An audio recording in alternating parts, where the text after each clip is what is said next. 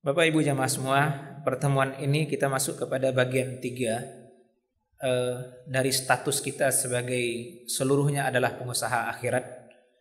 Sebagaimana untuk hal duniawi, orang disebut pengusaha ketika memiliki modal besar. Ketika tidak punya modal besar, maka dia hanya menjadi anak buah atau pesuruh. Maka kita syukuri untuk hal akhirat seluruh manusia diberi ruang oleh Yang Maha Mencipta menjadi pengusaha. Seluruh kita punya ruang untuk mengejar tingkat surga tertinggi. Kenapa? Karena kalau kita bahasakan dengan pertemuan lalu bahwasanya modal kita adalah umur yang Allah berikan, dan di situ tidak sama. Ada orang yang dipanjangkan umurnya, ada orang yang diberikan kesehatan lebih di atas yang lain. Ada orang yang diberi kemampuan akal lebih di atas yang lain. Tetapi perbedaan modal ini belum menjamin bahwasanya yang modalnya lebih besar dari sudut pandang umur, kesehatan, akal pikiran akan mendapatkan hasil yang besar pula di akhirat. Karena boleh jadi ada orang yang umurnya pendek tetapi mengoptimalkan modalnya, itu hasilnya lebih besar di akhirat. Maka memang di sini penting kita mendudukkan bahasa ini, bahwasanya ulama tasawuf memahami umur yang Allah berikan kepada kita adalah modal kita. Maka modal ini harus disikapi dengan 3 unsur ini. Pertama, adanya briefing atau apel pagi kepada seluruh anak buah untuk menjalani usaha ini dengan serius. Nah, itulah yang disebut dengan al-musyaratah. Diri kita, jiwa kita, akal kita memberi syarat kepada seluruh anggota tubuh kita untuk menjalankan perintah Allah secara optimal agar menghasilkan kekayaan akhirat, pahala yang berlimpah. Nah, di tengah perjalanan kita harus memiliki sistem kontrol yang bernama muraqabah, merasa diawasi. Dan ini dalam bisnis usaha sama kita pahami bahwasanya orang ketika bekerja di mandori itu umum kerjanya lebih rapi dibanding dia dibiarkan kerja sendiri. Dan orang yang adanya dengan sistem pengawasan biasanya hasilnya lebih bagus. Nah, kesadaran kita diawasi oleh Yang Maha Mencipta semestinya menggerakkan kita untuk beramal yang lebih baik. Nah, pertemuan ini kita menganggap selesai 2 bahasan tadi tentang musyaratah, adanya saling memberi syarat antara akal pikiran kita dengan diri kita di awal amal, yaitu memulai hari di waktu subuh. Kemudian adanya sistem pengawasan atau muraqabah dalam proses amal, dan ujungnya adalah proses muhasabah atau dalam bahasa bisnis mungkin disebut dengan istilah audit. Orang ketika sadar dia akan diaudit, maka dia tidak akan berani nyeleweng macam-macam. Dia ingin selamat waktu diaudit. Maka semestinya ini juga kita lakukan kepada diri kita. Kita ingin selamat besok dihisab oleh Allah Ta'ala, diaudit oleh Allah Ta'ala. Maka prosesnya di situ adalah seperti bahasa Umar bin Khattab radhiyallahu anhu, hasibu anfusakum qabla an tuhasabu. Hisablah, auditlah dirimu sebelum nanti kamu diaudit oleh Yang Maha Mencipta. Ketika waktu itu tidak lagi ada ruang untuk memperbaiki diri. Audit ini maka statusnya adalah audit internal. Kita mengaudit, menghisap diri kita sendiri, memuhasabah diri kita sendiri untuk perbaikan-perbaikan dalam hal-hal yang mungkin masih bisa diperbaiki. Maka ayat tadi menurut ulama tasawuf menunjuk ke sana. Ayat dalam surah Al-Hasyr ini, wahai orang yang sudah beriman, takwalah kamu kepada Allah. Hendaklah setiap diri melihat apa yang sudah dia siapkan untuk esok. Di sini pula ulama memahami Nabi sebenarnya bermuhasabah dengan mengatakan inni la astaghfirullah fil yaumi wal lailah aksar min sab'ina marratan. Sungguh aku memohon ampun kepada Allah atas kekurang tepatan amalku dan bertaubat kembali kepadanya sehari itu lebih dari 70 kali. Di sebagian riwayat sampai 100 kali. Padahal kita semua mengetahui Nabi sudah dijamin tidak berdosa. Maka untuk apa beliau minta ampun? Ialah untuk hal-hal yang beliau anggap kurang tepat. Untuk level kenabian beliau menganggap itu tidak sempurna. Maka ketidaksempurnaan ini beliau anggap dosa dan beliau memohon ampun atas hal itu. Ini semua dipahami adalah proses audit internal. Bagaimana kita memeriksa diri kita sendiri untuk memberi ruang perbaikan-perbaikan ketika itu masih memungkinkan. Maka Bapak dan Ibu, orang yang takut diaudit pasti berusaha amalnya bagus. Maka kita harus menanam itu dalam diri kita. Orang yang takut dihisap oleh Yang Maha Mencipta, ketika ternyata timbangan amalnya, kebaikannya lebih ringan, ketika hisapnya menyatakan amalnya sedikit, ketakutan itu membuat dia tergerak untuk menutup ruang-ruang yang masih bisa dia tutup. Maka rasa takut, rasa takwa sangat penting di sini untuk menjadikan kita memperbaiki diri. Di sini secara kontemporer kami ingin menggarisbawahi fenomena yang sudah kita jumpai mulai dari di Mesir, yaitu usaha yang dirintis oleh Hasan al-Banna rahimahullah, karena beliau memang statusnya sebagai mursyid, guru yang mengarahkan murid-muridnya dalam tasawuf.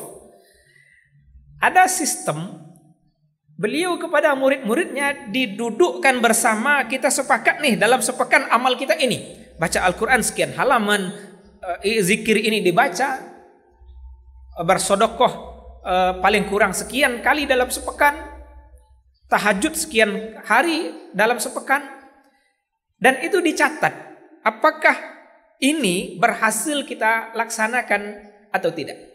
Ketika tidak tercapai, maka ada usaha dari diri seseorang yang diajar oleh mursyid ini untuk memperbaiki itu. Nah, orang yang menganggap datar saja hari ini tanpa masalah, dia tidak akan peduli apakah sholat sunatnya kurang, apakah baca Qur'annya tidak tercapai, apakah dia dalam sepekan itu bersedekah atau tidak. Dia tidak peduli, karena bagi dia itu bukan masalah. Tapi orang yang ingin berat timbangan amalnya di akhirat pasti mengusahakan amalnya secara terus menerus dan bahkan kalau bisa ditingkatkan. Di sini mungkin kita belajar dari Abdullah bin Amr bin As radhiyallahu anhuma.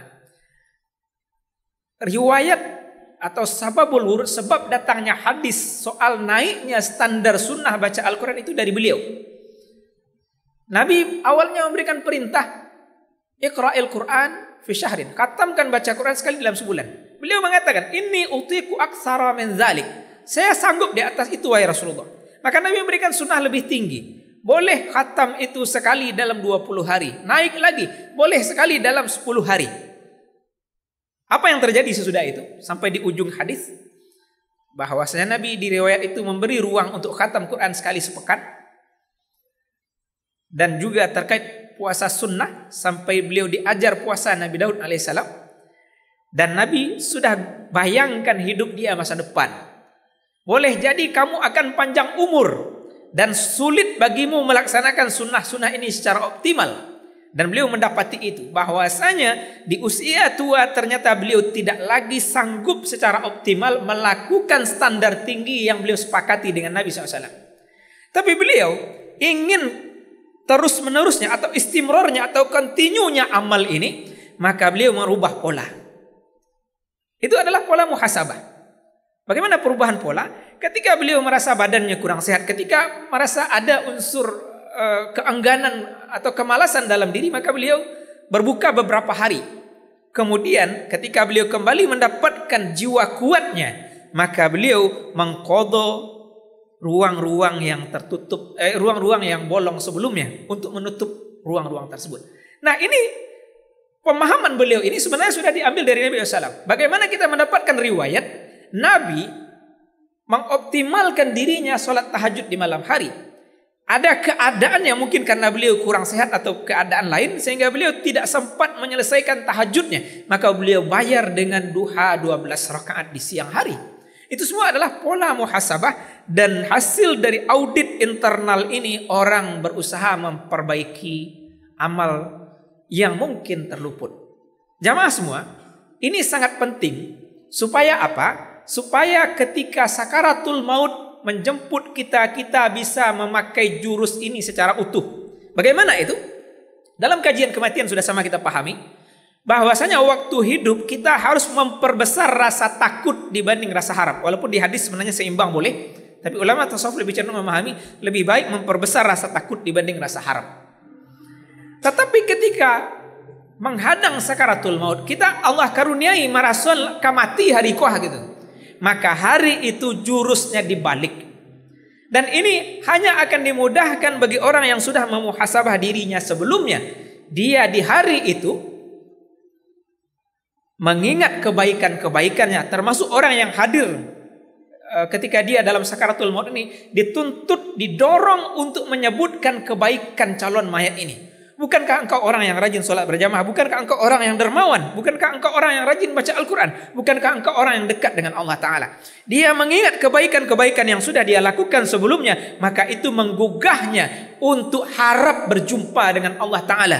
Karena itu berkait dengan hadis Nabi, man ahabba liqa Allah ahabba Allahu liqa'ah, wa man abghadha liqa Allah abghadha Allahu liqa'ah. Siapa yang senang berjumpa dengan Allah, maka Allah juga akan senang berjumpa dengan dia.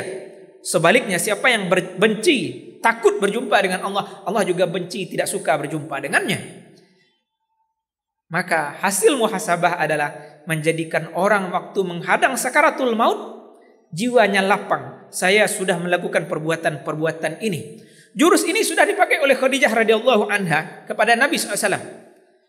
Bahwasanya beliau ketika ketakutan sesudah pertama kali melihat Jibril dalam rupa aslinya, Khadijah mengingatkan Nabi bahwasanya beliau orang baik, tidak mungkin yang datang itu jahat ke dia.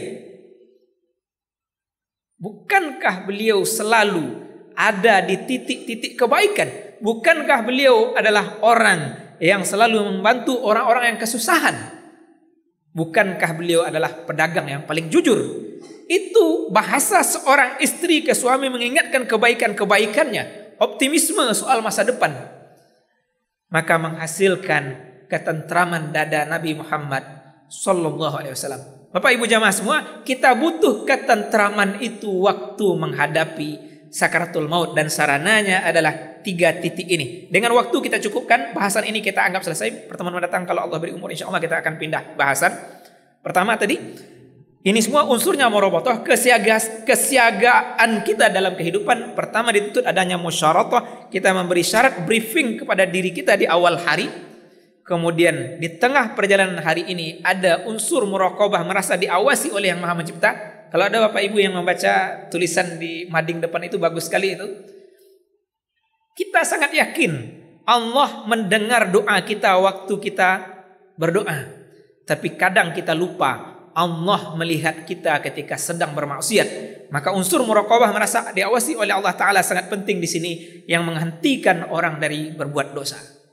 Nah, hasil dari itu semua, di akhir hari, di sore hari atau sesudah maghrib, kita memuhasabah apa saja amal yang terluput sebelum tidur, kita usahakan bisa kita kejar setidaknya. Maka memang di sini rugi sekali kalau kita hanya habis hari ko panek di dunia, tidak sempat menyediakan waktu untuk rehat dengan akhirat. Maka saya sangat mendorong jamaah kalau memungkinkan jam 5 itu pulang lagi. Gunakan maghrib ke isya itu untuk mengoptimalisasi amal kita kalau ada yang kurang. Demikian, semoga bahasa ini bermanfaat. Kita akhiri dengan doa Nabi. Subhanakallahumma bihamdika nasyhadu an la ilaha illa anta nastaghfiruka wa natubu ilaik. Amin ya rabbal alamin. Assalamualaikum warahmatullahi wabarakatuh.